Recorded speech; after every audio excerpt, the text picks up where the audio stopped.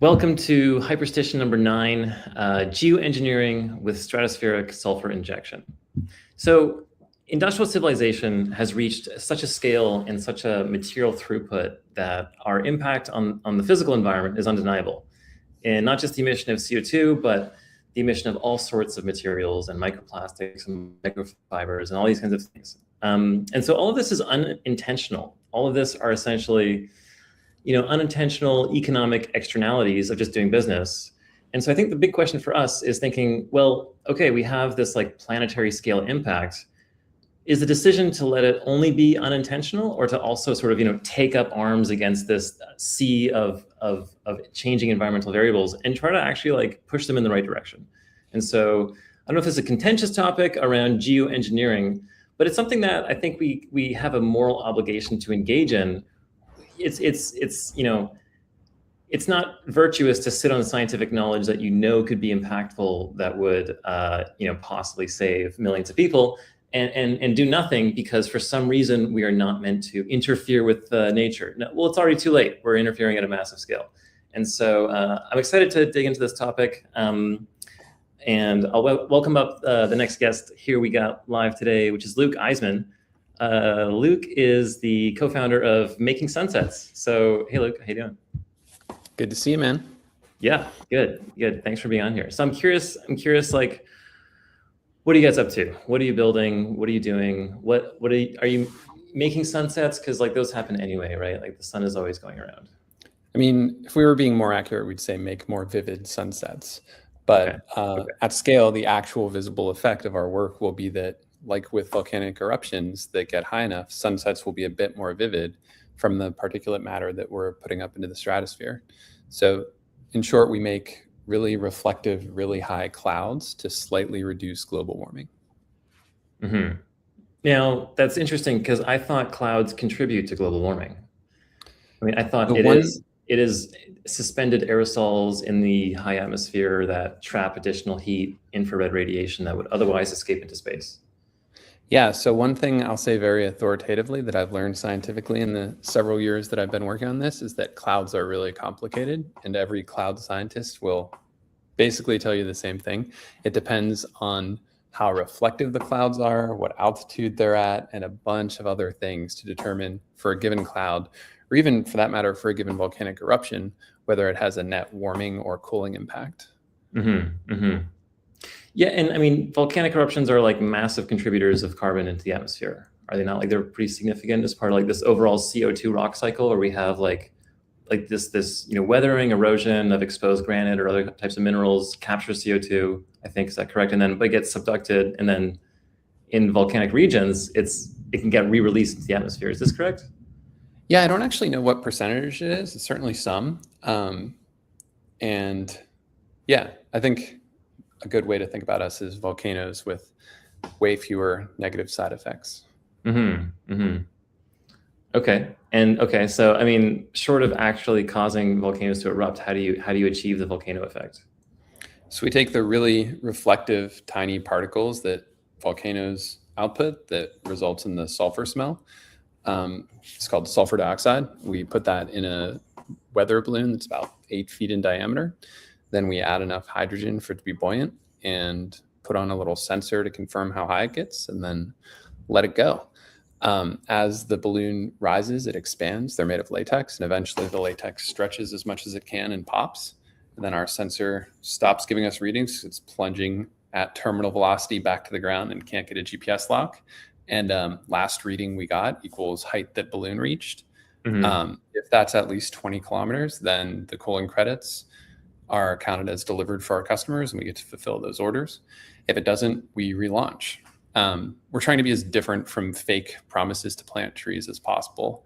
Mm-hmm. So if you've ever like offset, if you click like offset your carbon footprint with this flight, you basically just pay some money and then hear nothing, or maybe get a little picture of kids playing in an imaginary forest. Yeah. The Guardian's numbers are that 90% of forestry credits are fake. And that's from like one of the fancy verifiers of them. So it's, if you want to just ignore climate change, that's a decision to make. I'd rather you do that than like support fake stuff. Yeah, that's a great point. Carbon credit fraud. Yeah, I think there's a lot of adverse incentives there, right? Um, so double counting trees, and then, well, I'm also curious, like, how would we rank up? Like, say we were going to spend $1,000 on planting trees, or some, like, direct air capture, like running a big fan and capturing CO2 or something like that, like, versus what you guys are approaching, like this, putting sulfur dioxide in a big balloon, floating it up to how high do you go? Like 15 kilometers? So we need to be in the stratosphere for the particles to stay up there an extra long time. That's different heights. If you're at 20 kilometers, anywhere on the planet, you're in the stratosphere. Towards the poles, it can be as low as like 12 kilometers. But we just round up and say 20 kilometers, it counts. Below that, it doesn't. Yeah, there's really no comparison. If you want to pull up the effective balloonism and show our not so fancy graph, we should have done this a long time ago, but just recently, I was like, I really need to do a comparison on like how much these other measures cost to offset the warming from 1 ton of CO2 compared to us. And then if you scroll down, you'll see some fancy graphs. I think you are in control of scrolling here. Oh. Just make it bigger. There we go. So this is what they cost now. This really doesn't matter too much. What matters is what happens at scale. And at scale, if you want to take an effective altruism, sorry, all good. How much does it cost to save a life using a bigger version of our current balloons? We're pretty close to, we're not quite as good as bed nets, but we're pretty close.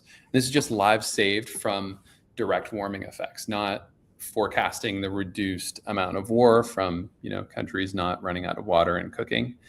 We look pretty good there. We're, bed nets and big balloons are incomparably better than trees and direct air capture. And then when you look at what it would actually take to start really dropping global temperatures, it's about 25. Go back to the previous plot for a second. I just had a couple of questions with this. Cost per life saved sounds like a very high level metric, right? There's a lot of intermediate variables there. I'm curious, how did we get to what are we attributing to the casualties here from this? Like, is this all catastrophic weather events? Is this attributable to specific kinds of events? So there was a paper that came out a couple years ago in Nature called The Mortality Cost of Carbon.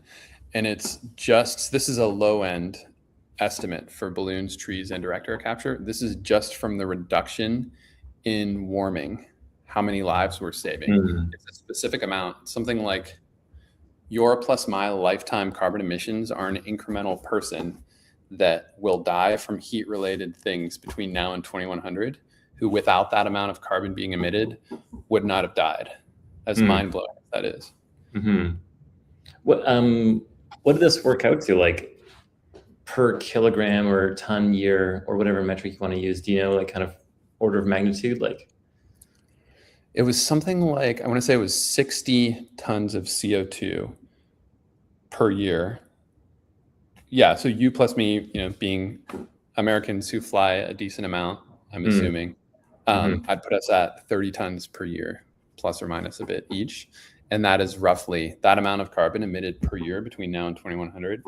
That's one incremental death just from the heat, let alone, if we break the Atlantic meridional oceanic circulation or I think the geopolitical upheaval is the bigger and more obvious one from, we've only experienced half of the warming. That if magically human civilization stops emitting carbon tomorrow, which obviously isn't going to happen. If that happened, we'd still experience about as much warming from pre-industrial levels as we already have. So it's really a mind-blowing amount of heat in the atmosphere that we need to deal with. So, once you look at the numbers like this, and even more strikingly is when you look at what it would take to actually scale this up. This is why we fast forward to, we're the only practical solution to cooling the planet during our lifetime. If some major breakthrough happens with, super trees or direct air capture that requires 1,000,000x less power, then this will change. And, we should rethink a million X pack. Yeah, these are pretty striking. I mean, these are orders of magnitude difference in the kind of cost per impact here compared to planting trees or doing the balloon method. Yeah, it's also you break land area that is available if you try to actually offset the full footprint of humanity warming with trees, and you you exceed global GDP to build the direct air capture that you would need. You use like something like 15% of global power generation just to run the plants, and you break global GDP. Like you exceed 100% of global GDP to build those plants. So okay, so it sounds like cost-effective wise, I think I saw this metric. I didn't know if you mentioned it, but it was like the net effect is measured as sort of watts of cooling per square meter, like over the whole surface of the Earth, which is like an absolutely insane amount of wattage. And I think it's like it actually kind of, I guess there's like a multiplicative effect with the aerosols and how much power they effectively cool or trap compared to like, it's like far beyond any kind of terawatts of humanity, right? Yeah, so you can go watts per, and people should check my math. They pull up, this blog post is on our site. You can go from watts per meter to the terawatts by, multiplying by how many square meters there are on the entire surface of the Earth. And yeah, the numbers get real big real quick. And so what is like the, what's like the physical phenomenon that sulfur dioxide is so good at doing? So there's nothing super special about sulfur dioxide. What we want is a particle that's low cost, lightweight, reflective, and non-reactive. And if you give those criteria to a chemist, they'll suggest all kind of different stuff. There's been a bunch of academic literature on calcium carbonate, which is basically chalk dust. People got really excited about it for a few years, then they stopped. It turns out it looks like that's actually more reactive with ozone layer than SO2 would be. So there's all kinds of different particles one could use. Diamond dust is another one that gets a bunch of attention. I don't really care what we put up. We'll put up whatever customers want us to fly. We use SO2 for now because based on volcanoes, ship emissions, and many other human processes that result in, like everybody knows what I mean by that stinky rotten egg smell of sulfur dioxide. Like there are many things we do. I mean, it's used as a food preservative even. You've probably, in the last week, you've almost definitely eaten some sulfur dioxide. And not from us. So it's also like something that occurs in like millions of gigaton amounts, I guess, via natural like geological processes. And so really we're trying to like supplement the natural emission rate or the natural production rate in some way. And then you're saying like if the balloon doesn't deliver the sulfur dioxide above 20 kilometers, like you don't count that as a success. Like how sensitive is like the altitude dependence of like the sulfur dioxide reflective effect? It still will be reflective. What changes is how long the particles will stay up. If we make it to the stratosphere, then we enter the Brewer-Dobbs circulation with these really lightweight aerosols. And we try to go from San Francisco or closer to the equator, and then we enter that circulation, and the particles will actually stay up for about 2 years.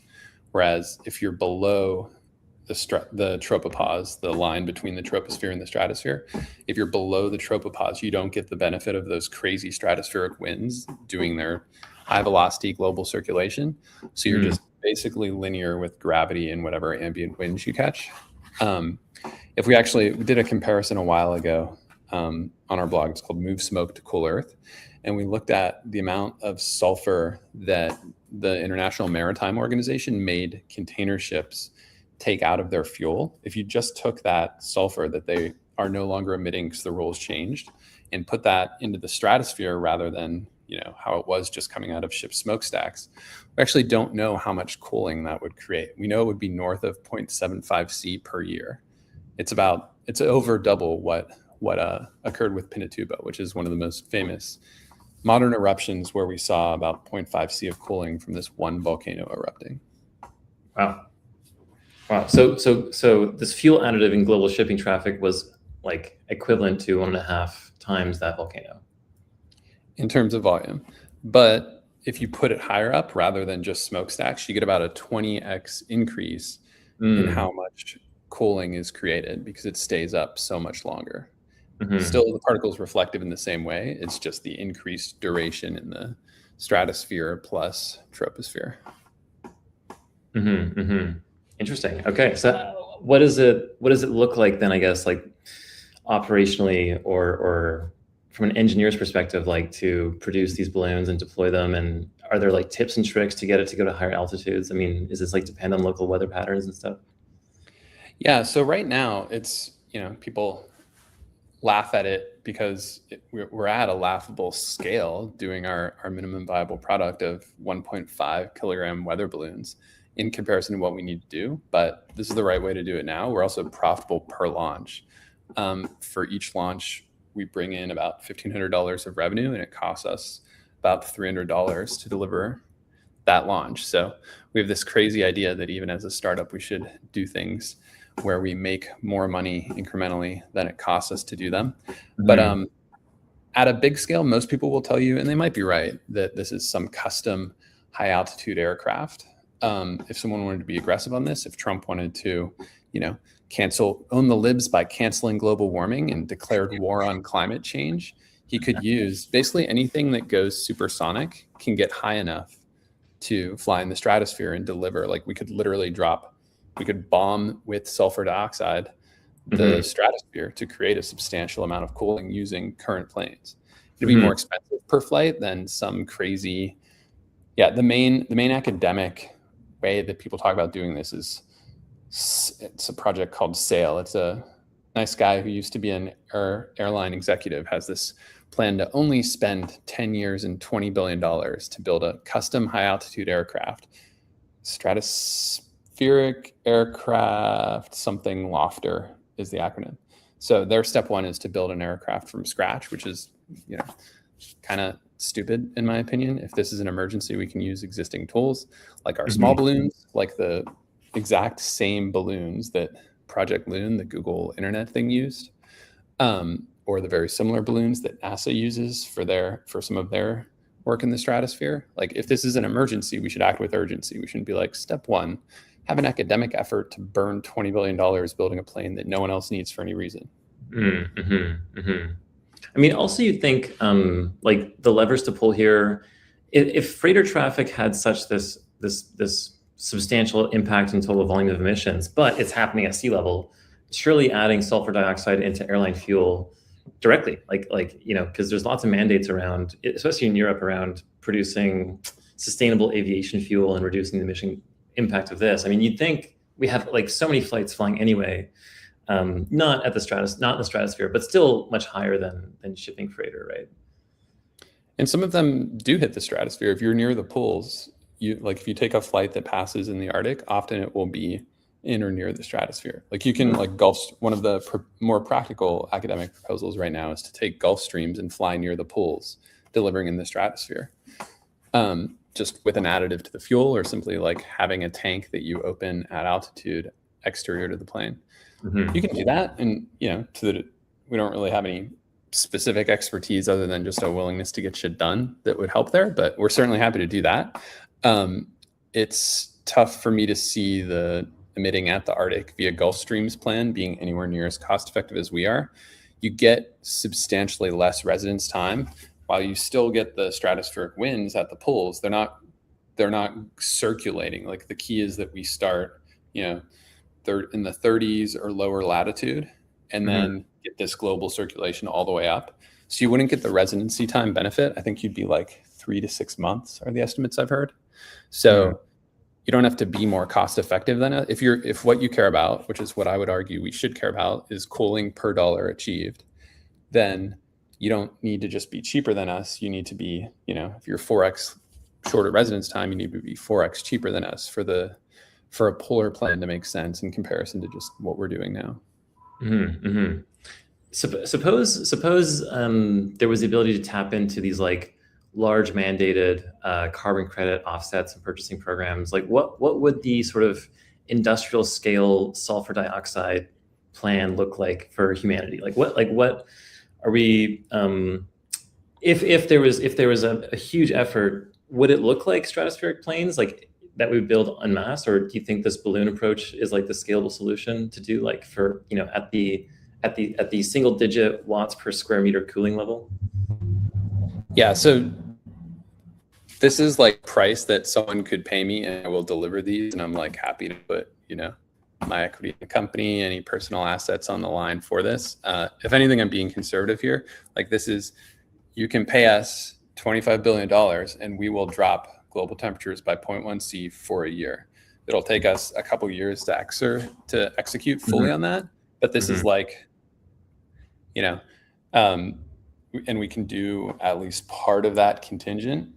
And by the way, $25 billion is, it's about 1/8 of what the EU spends per year in their mandatory cap and trade program right now. So if we get into any of these large, that's the largest cap and trade carbon market. But if there's any equivalent, I don't really care what the ratio is. If we get any equivalents in any of those markets, David Keith, the like modern academic who kind of restarted this field, he's worried about any commercialization of solar geoengineering because he says we'll break global carbon markets. And he's right. Where we disagree is I think they're obviously already broken. They're not solving the problem and they're largely fraudulent. So if that's not a broken market, then, you know, I don't know what is. Yeah, I mean, that's questionable. You'd think you'd want to break that market in a good way. I mean, where does most of that money go currently? Like what are the primary solutions people are spending dollars on? The EU one is like if you have a cement plant in France and a cement plant in Germany, and one of them is producing half its capacity, it's selling those rights to the other one. They're starting to have some projects outside of the EU allowed, but like it's that, and then it's just honestly masturbatory marketing spend. Like we've had pretty directly, most of the big tech companies tell us that they can't touch solar geoengineering because it's controversial. No one debates, no scientific person debates the efficacy of this versus carbon credits from trees or even direct air capture. They all just, you know, they're PhDs in physics who then start muttering about the politics of it, which, you know, I have the bold contention that no one perfectly understands what will happen politically, and that should not be used as an excuse to keep us from taking actions that need to occur. What is the controversy like? Why do you think people are so reluctant, or why is this a politically untouchable topic? I think it's changing, but it has been politically untouchable because there was just like, I mean, before we started doing it, there was one other person who around the time we did claims to have done one release, but other than that, and that's like a one-person team in the UK. Other than that, there's nobody who's been willing to just do this. I mean, the reason I did this was that I read Termination Shocks, some science fiction by Neil Stephenson, and I was like, this seems like it's going to be a thing. How has no one done this? Talked to a bunch of the academics who had talked about someday maybe doing it. Couldn't get a good answer for why nobody had done it, so spent like $1,000 to buy some balloons and helium and lit some sulfur on fire to make sulfur dioxide, and then it's kind of grown from there. But I think it's controversial. The only good reason, in my opinion, for it to be controversial, well, two good reasons. One, people think that there will be some political effects. They have strong confidence in this for reasons I don't understand, that it'll like somehow upset something geopolitically. Like if we can do this, we'll just keep burning oil, tied to the actual reason that gave me pause, which is a perverse incentive. Like if we can do this, why wouldn't we just mine proven reserves? And I thought about that for like a month, and then I got out of my mental ivory tower and I was like, wait a minute, we're doing that anyways. Greenhouse gas emissions have gone up year over year, every year of our lives and far before, and don't show signs of stopping anytime soon. So to say, oh, we're going to burn all the oil if we do this is, yeah, there needs to be a reality in which we don't burn that oil to be concerned about it. And there's not. It's just basically, if you get them drunk enough and talk to them long enough, even the most concerned academics will basically acknowledge that this is inevitable. They're just worried about how and when it will occur. To me, as you said in the introduction, we have a moral obligation to use technology or the application of science to improve the world. Yeah. Do anything short of that is, you know, as Greta said to the UN, shame on you, right? Like we have blood on our hands not to apply science to make the world better. And I think, I mean, I also have this view that you have an obligation to sustain the growth of abundance, of physical abundance, and that includes energy abundance. And it's like, it's not realistic to think that we actually can seize the global economy, just stop all these hydrocarbon use everywhere at once. That would, like, the collapse in transportation, cargo, freight, interdependencies of national economies and trade would be disastrous, I think, too. And so it's like, that's not going anywhere. And that's why I'm a big proponent of things like synthetic fuel production as well, which can get kind of these net zero hydrocarbons, super high energy density, efficient transport, storage, and consumption. This argument that it's like, if we get too good at sulfur dioxide injection, we'll just let it rip and burn more hydrocarbons. It's like, I don't know. I'll go even further and say that we can roughly maintain the status quo for global energy emissions, and that involves keeping everyone who is less Western European or American or white than you and I at poverty levels. We burnt a lot of hydrocarbons to get to the level of prosperity that our parents and grandparents enjoyed to give us all the privileges that we have. And I'm certainly not going to deny anyone else the right to burn as much hydrocarbons as they did. And when you look at that picture, when you look at how much fuel we need for everyone, I did this math for a presentation recently. We have to produce about 3.5 times as much energy globally as we currently do for every person in the world to be able to burn as much energy as the average American. And I'd call that, I'd call that table stakes for this century. Like, if anything, we should be looking to produce far more energy. And we don't get there with anything like current environmentalism or, frankly, current rates of technical progress. We need the kind of activism that we've seen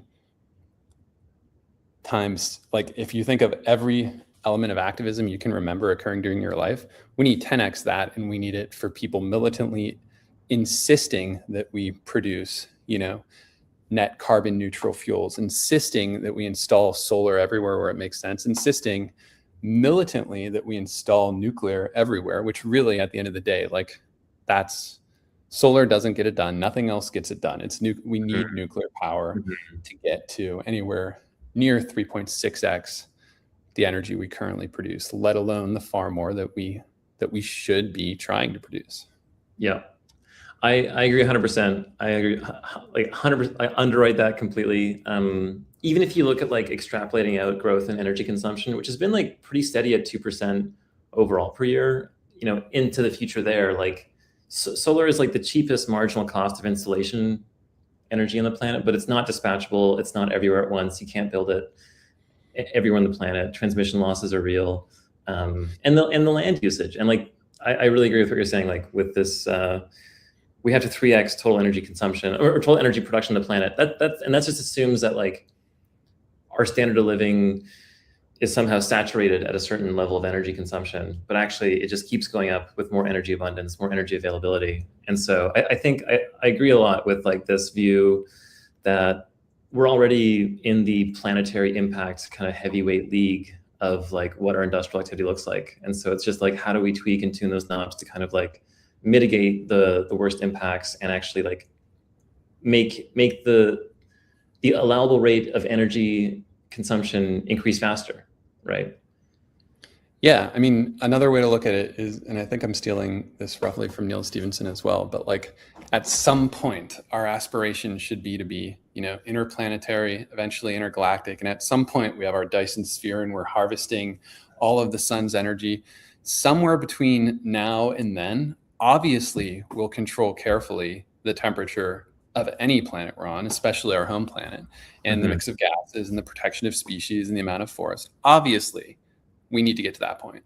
So, like, to consider it controversial to advocate for a measure that, not to advocate for, but to start doing something that demonstrably and safely can cool Earth. It's wild that it's controversial, one. And then two, it's also wild that people think I'm going to care that they complain about it. Like, at the end of the day, I'm very motivated to do this. We have something like 1,050 paying customers, not nearly as many as we need to have, we're not doing the $25 billion per year to drop global temperatures by 0.1 C yet.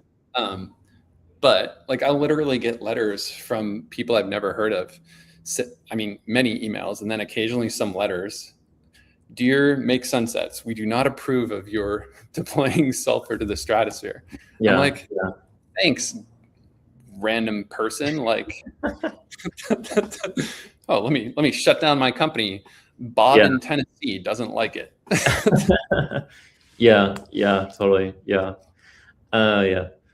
Well, there's lots, I mean, there's always resistance to things that are new, right? And but I think it's like, if we have pretty good understanding of the effects of sulfur dioxide, and like you said, it's actually not something that stays up forever. Like, we're not deploying the nanobot swarm that's going to gray goo the planet or something. Like, yeah. So it's all, I mean, but these effects are also reversible and controllable, and dissipate, be recycled by natural processes. So I think it's not like this other view, this like nuclear winter runaway cooling thing, like we're gonna make it inhospitable, is also not like a really justified concern. Yeah, I think there's also a deep thing, and I'm totally bastardizing this, but some other fiction writers who I enjoy, I think Robin Sloan is where I read this. People have a hard time envisioning utopias. It's way easier, for whatever evolutionary psychology or whatever reasons, to envision things going wrong, like the monsters around the corner, than to realize what is actually, the reality that we've lived through and for hundreds of years before, which is that, yeah, there are all kind of daily minor catastrophes, but any measure of human progress on a decade plus scale has gone, it's like human civilization is basically like an amazingly successful startup, in that everything is up and to the right, almost every measure, almost all the time, like impossibly good. You wouldn't believe this if it was a growth chart for a company. Yeah, totally. I think the dystopian sci-fi, I think, seems to sell so much better because we're so much more keyed to the threats and the harms, and less so on like the solutions, I guess. And I think that's maybe part of this, like, rattling the saber around climate catastrophe can get so many views and so much attention, far more than like actually effective pragmatic solutions. Yeah, I mean, 100%. It's way easier to just think about, or I guess it's way more natural. It's actually easier, I think, if you can train yourself to be like, actually, whatever localized political news, like, we should try to impact it where we can, in my opinion, but it shouldn't, we shouldn't catastrophize. Things that happen for a day or a week or 4 years are not the end of the world. Whether we can I think it's literally, for billions of people, a life or death thing, whether we can legitimize the continued use of science to improve human lives. The threat to that is like the thing that I would say we should rechannel. If we want to be worried about something dystopian, that should be it. Like that, that people are stopping believing in vaccines, that people are shutting down, in Germany, shutting down nuclear power, and coal power is filling in the gap. Like, yeah, that's dark age kind of bananas. That is bananas. Yeah. And I mean, I think this like category of geoengineering is something that I think is like a civilizational effort. Like, think about what we could do if we get good at this stuff, is like, turn the Sahara Desert into farmland. I mean, but that takes so much more energy. It takes so much more willingness to like tackle these big things. So it's interesting. So I'm curious, like, you kind of mentioned this. What are your frustrations with like the environmental movement as it's like currently constituted? And if you're not allowed to say that, it's okay too. But I don't want to, like, make you. No, I mean, like, I spent minimal time with it, but for fun, like, years before I started this, got arrested with Extinction Rebellion at a protest. It was super fun. Highly recommend it.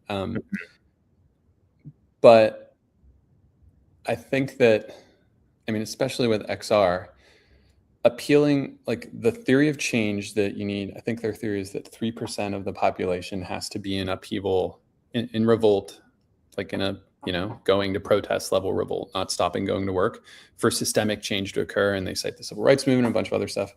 Andreas Malm, in How to Blow Up a Pipeline, pretty thoroughly debunks a lot of their core tenets as far as their theory of change. I think what's really crazy is that there isn't a more cohesive movement for progress.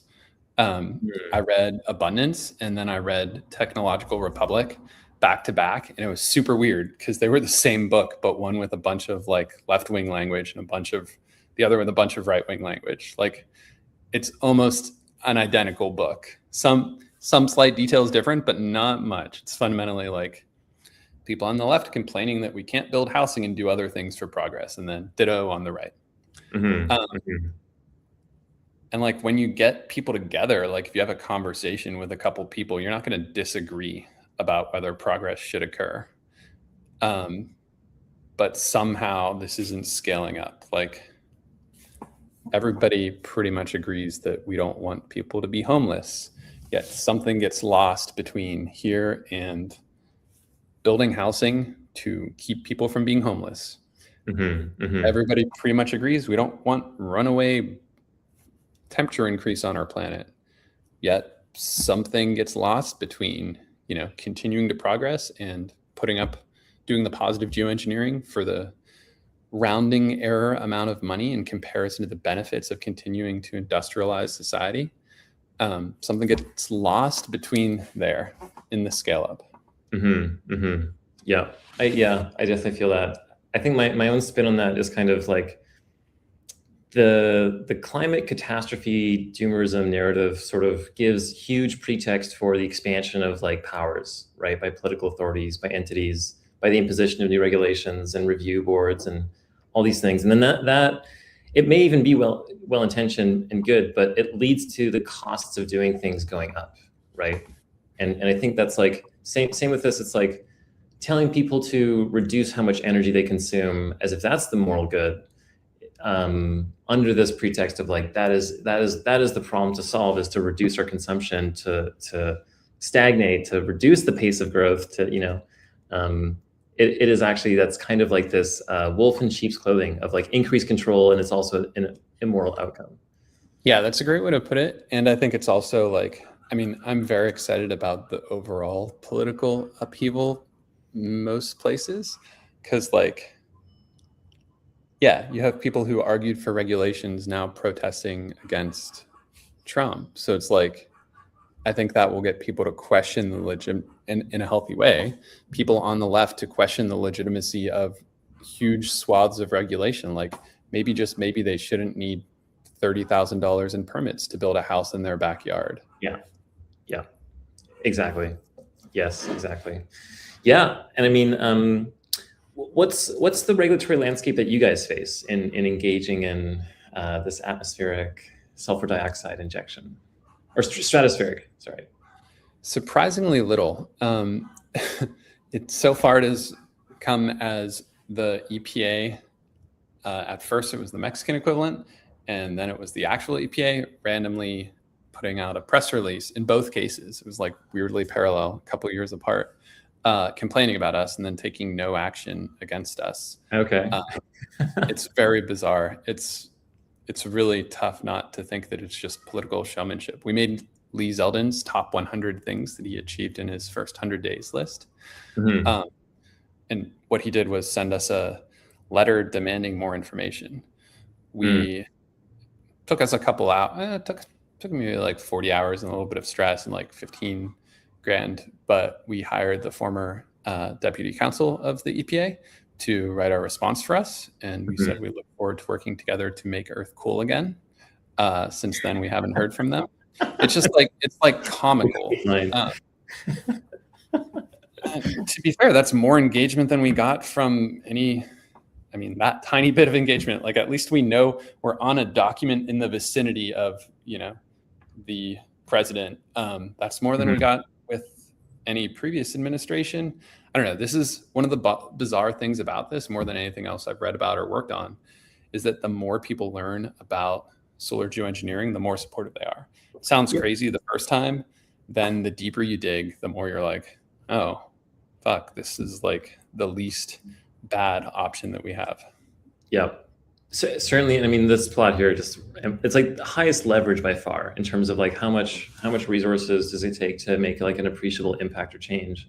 But I guess the subtext narrative is that the authority that comes with having correctly identified the impending catastrophe to humanity is not ultimately directed towards the most effective solution. That threat of this problem becomes its own political sort of tool in some way. So I'm curious then, what's on the horizon for you guys? What's like, are you thinking about like, sort of, is there some inroad into the cap and trade markets in Europe? Is there like, is it a matter of like public awareness, kind of like spreading the message? Step one, stay alive, which means hit and maintain profitability. We currently spend a little more than twice what we make. We're in my garage, which is one of our offices. The other is my co-founder's RV. So expenses are minimal, but we need to scale this up more we know this might not be tomorrow, that the world at scale realizes they need to spend as much to cool the planet as they do to buy Coca-Cola, which Coca-Cola's annual revenue is actually quite similar to what we'd need to cool Earth by like 0.5 C. So step one, stay alive. Step two, related to that, come up with other lines of business that we can explore. Deprioritized compared to this, but it only takes us about 2 days per month right now to fulfill our current demand. Like Andrew, my co-founder, and I did launches yesterday. We put up 4 balloons, average about 1.6 kilograms each. So that fulfilled like a month of demand. We put up about, that was like 6 or 7K worth of orders. That's in one day and like not at all optimized. Like we have an ability to scale to at least 100x where we're at right now with like, we'll hire like 1 staff maybe to help. Other lines of business we're excited about, there have been a couple papers on localized cooling with calcium carbonate, putting up basically like a cleaner version of limestone that's really finely ground basically to do peak shaving. On the hottest days of the year, if you put this up, you might be able to keep some crops from dying if you do it right.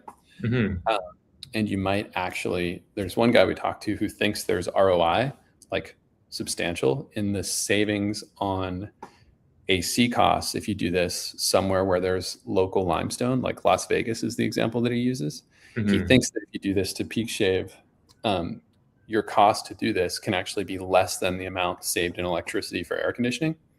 So, it's ideally I want to do this at the biggest scale possible. So like solar geoengineering in the stratosphere will always be the priority. But if we can pay the bills by doing local cooling, that can be interesting because then we can have a specific city or maybe even farm to sell to. And then also I'm convinced as of like 6 months ago that cloud seeding actually works, at least in certain conditions. So we're excited to use what we've learned crashing 100 or so of we were doing return to home. We were getting our payloads to fly back to us after the balloon pops. It works about 50% of the time now at best. But we're going up to 25 kilometers in a lot of cases. And people want to cloud seed at like 5 to 10 kilometers. So for us, that's a pretty easy flight to do. So we're helping some friends potentially as their delivery vehicle for cloud seeding, which should be exciting. Again, it's solar geoengineering will be the priority, but if we can have something where we have paying customers for a more local thing, keep us alive, we'll do it. Yeah, that makes a lot of sense. I mean, I think of these as like the natural beginning points to geoengineering broadly, really, because it comes down to weather modification and like weather control. So like cloud seeding, albedo, atmospheric reflection. These are 2 big ones. Eventually we'll be able to like, I don't know, create dramatic rain for movie sets or something like that within like 100 square meter sort of target area with some crazy sci-fi tech. But we'll get there. Yeah, I hope so. Yeah, I hope so too. Cool. Well, I love it, man. I appreciate your hard work on this. I mean, it's a difficult thing to take on, and it's like, I think there's a sign though that you're onto something when you're pretty much the only person doing it, yet it's the scientific consensus. This is the highest leverage thing to be pushing on, so it's sort of like you're very early. So it is a matter of being tenacious, which you're being. So I think you'll persevere. And yeah, I mean, I'd love to have this as, maybe we can do this as a recurring thing at Deep Tech Weeks. There's a little conference I do. So we can do like a ceremony, we can mix it up. We'll do like a stratospheric, like gender reveal sulfur dioxide balloon pop. Sign us up. Yeah. Well, I mean, this is a new market. This is a new market, right? Definitely. Yeah. Well, thanks for joining, Luke. I appreciate it, man. And I hope we get to chat more soon. Thanks for having me. See ya. Okay. All right. See ya. All right. That was Hyperstition number 9. Geo-engineering. And I think it's inevitable. I honestly think like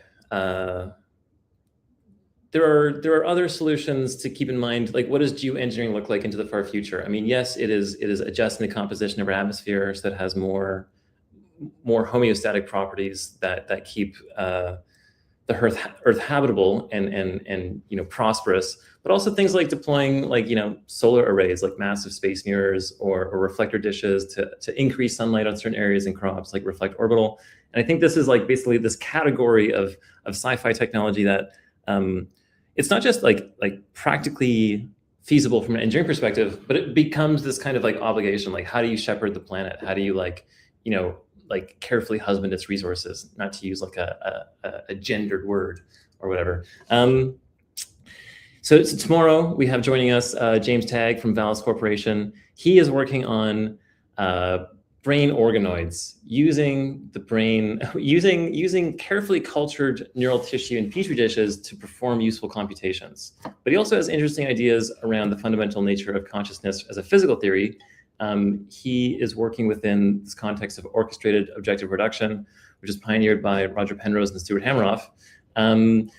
Really talking about, well, first off, it has a biological structure as a cytoskeleton, which is an active information processing unit inside all cells. I think there's lots of information to support that. But more strangely, that it posits there is some kind of gravitational interaction between the quantum mechanical processes inside biological structures and the outside world, and that this conscious process is actually like this process of wave function collapse. So I mean, it goes everywhere from sort of experimental applications right up to the theory of how stuff works at its base level. So that'll be tomorrow, 1 p.m. PST, and we'll see you then.